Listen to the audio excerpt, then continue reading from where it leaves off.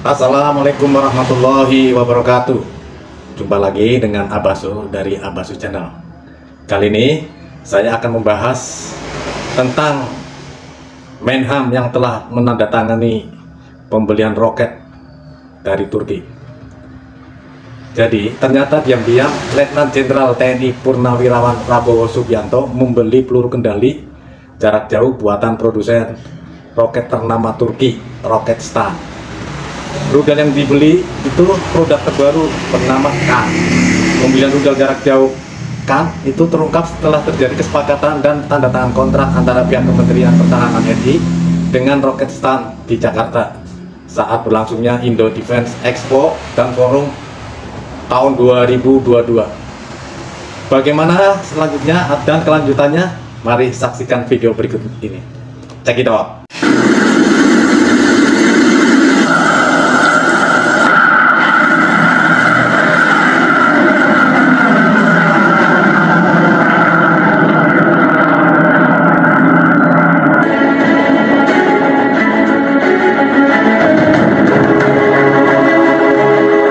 Halo friend, kembali lagi di Amanda Channel. Nah, ini ada kabar terbaru yang cukup membuat kalian dibuat bangga ya friend. Karena produsen asal senjata Turki, Roketsan, menandatangani kontrak untuk sistem rudal balistik permukaan ke permukaan Kan serta sistem pertahanan udara permukaan ke udara HISAR dengan Indonesia dalam gelar Indo Defense Expo and Forum 2022. Jangan lupa untuk subscribe, like, dan komen pada channel Amanda Channel karena sumber video saya berasal dari Amanda Channel. Oke?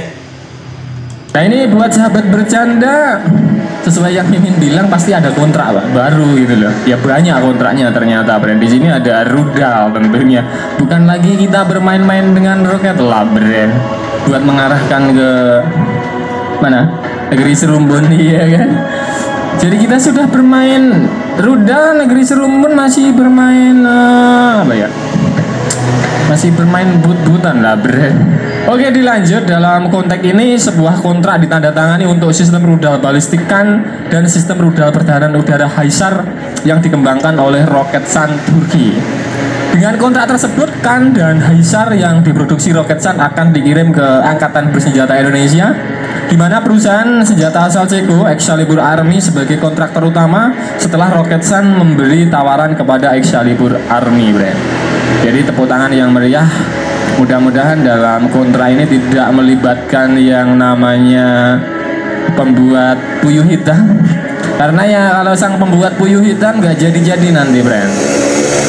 Untuk TOT-nya rudal ini nanti mudah-mudahan dikerjakan oleh perusahaan yang bonafit lah brand, nggak kayak yang membuat puyuh hitam. Kalau puyuh hitam mending nggak usah diikut campurkan untuk urusan rudal.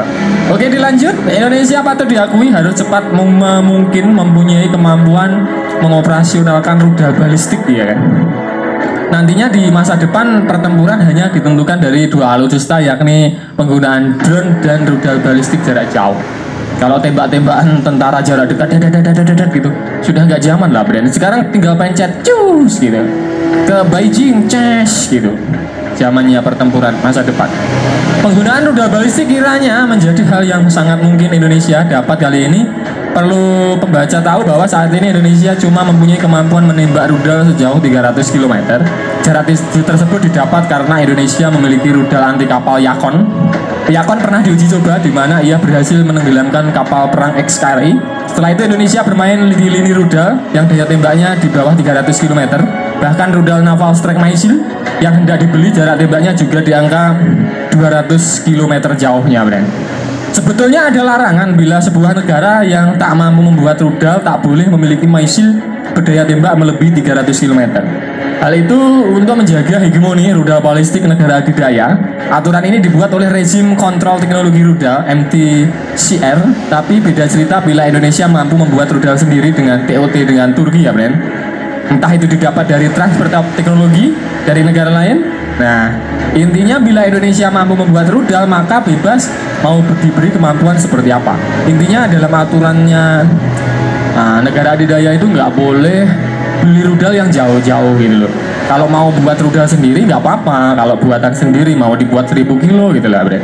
Tapi dengan cara TOT kan kita bisa dari yang pendek dulu terus dikembangkan menjadi yang rudal yang jarak jauh.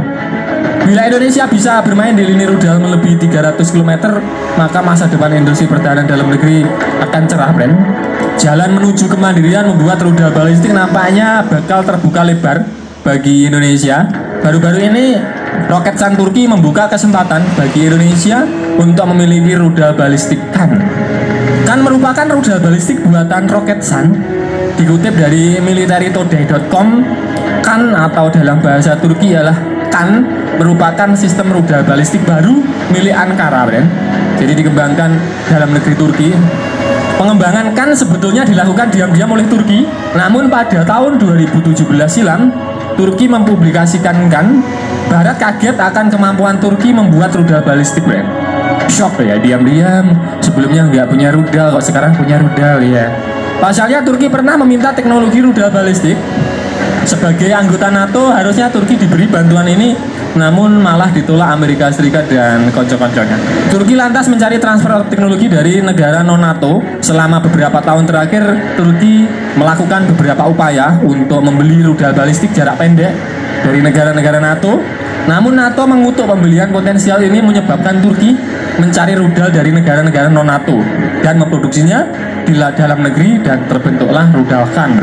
Keberhasilan Turki membuat rudal balistik lantas membuat dicap sebagai negara maju, karena sudah bisa membuat rudal gitu loh.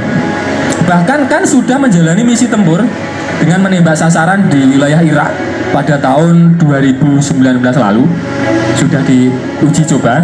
Ini pertama kali digunakan secara operasional pada tahun 2019 ketika setidaknya satu rudal diluncurkan dari wilayah Turki terhadap sasaran di Irak.